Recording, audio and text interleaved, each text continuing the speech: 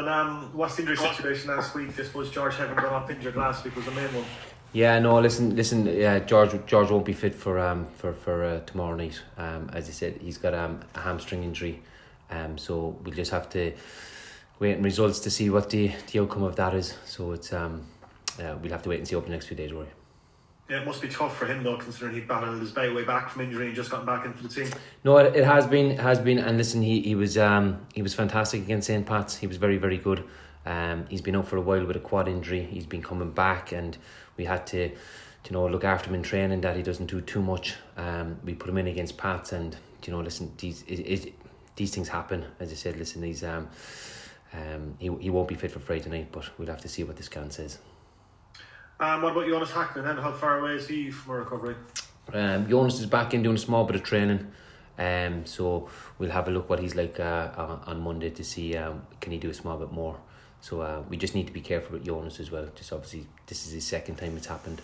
So but he's back in doing a small bit of passing, small bit of possession. So he's we'll see what he's like Monday. And will Josh Honan be fit for tomorrow, or do you have a bit of a defensive crisis ahead of the game? Josh Honan, no, he won't be ready for tomorrow. I'm more or less giving away my team here to Rory, aren't I? To pay me the big bucks, that's a tough question. Yeah, no, listen, Josh won't be fit. As I said, listen, he's got another hamstring injury as well, so he won't be fit for tomorrow night. Alright, what's the mood like being in the camp following last Friday's defeat? I mean, it was a fantastic performance, but the result must have been gutting for the lads. No, it was. No, listen, I thought the boys, the players, they were fantastic. I said the work rate was brilliant. As I said, it was just unfortunate that we went out on penalties. I still feel that thought we were the better side. We had more opportunities, and just probably one there that I think we let slip, and we should have punished them, but we didn't, and that's the way it goes sometimes. But no, there's always a good atmosphere in around the training ground. There is the lads come in training. They've been great. So hopefully that continues. Have they taken the positives though, been able to put it up to a Premier Division side for 120 minutes, and indeed I suppose beating Sligo in the previous round? No, obviously it probably would do. We went to Sligo, and the players were fantastic. As I said, listen, we had a very good shape to us. The players asked what we required from them, so they were very good. We went to Galway, we put in a great performance. So, and then obviously against Pats, listen, we knew that they're a football side. We knew sometimes that we wouldn't have the ball, and our shape was brilliant. Everybody knew the job that they had to do, and then we were quick on the transitions, especially with the two lads up top, and our wide players are quick as well. So it was a good performance, but it was a hard one to take on the night. To go up in penalties. The atmosphere last week, Colin, was incredible with 900 fans. That capacity has been increased now, starting from tomorrow, which is a massive boost. The club, I suppose, financially first up, but for you and the players, I suppose, having that support in large numbers is going to be fantastic. It is. As I said, probably thought there was more than 900 in last week. And that's what the supporters do. Listen, they're brilliant. As I said, the more fans that we can get in, the better for the players. The atmosphere is better. They were brilliant against St. Pat's, and hopefully against Athlone there'll be more supporters in following the team and cheering on the team. So that's what we want. And as I said, then from the other side of it, then it strengthens the club. It strengthens the club going forward. The more fans that we can get in, it strengthens the club going forward. Excellent. Thanks, Colin. Look forward to it. Thanks, Rory. Thanks. Hey, Carl. Trevor, how are you? Very good, thanks. Just I suppose on the cup defeat, first of all, Colin, whilst it was heartbreaking to go on penalties, that experience will stand the team, and I suppose it just gives them that extra bit of belief, I suppose, that they can match with really good quality side, Yeah, no, absolutely. As I said, listen, I thought they were fantastic, and without the ball, we had a very, very good shape to us, and probably that allowed us to, when we did win it on the transitions, we were very quick with Keane up top and Bennon, and then obviously with the pace from the wide players as well. So I thought we were really, really good. We had some good opportunities, but listen, we didn't take them. As I said, over the 90 minutes, and probably we were the better side. I thought we were. And said extra time. Listen, players were tired as well because they put in such a shift. But we were. Listen, it'll give confidence to the players. But listen, going into the game, to be honest, Trevor, I did fancy ourselves against them. I did. I think the players they're in a good place at the moment. They're playing well. Listen, we demand a lot from them in training and in the games, and they're showing that at the moment. Yeah, what was the kind of one frustration for Colin? The fact that, you know, a number of times there you had set pieces like corners, you big men up from the back, and the ball's played short and you lost it. Like, is that one area of frustration? Listen, it's probably it probably didn't happen too many times, Trevor. It happened probably in the second half. I think when Dylan went out for the short corner with Barry, and probably could have went in the box. But probably in the first half, we probably looked at Pats and we probably thought we could get him in a short corner, and we did. We had it in the first half when Dylan came in. He went around 3 or 4 players and he could have shot, but you know he didn't. In the second half, listen, set plays. Listen, they're crucial. Delivery has to be right. It has to be right. So, listen. We practice an awful lot on set plays. So hopefully going forward that you know we can improve and we can get more goals than what we have at the moment from them.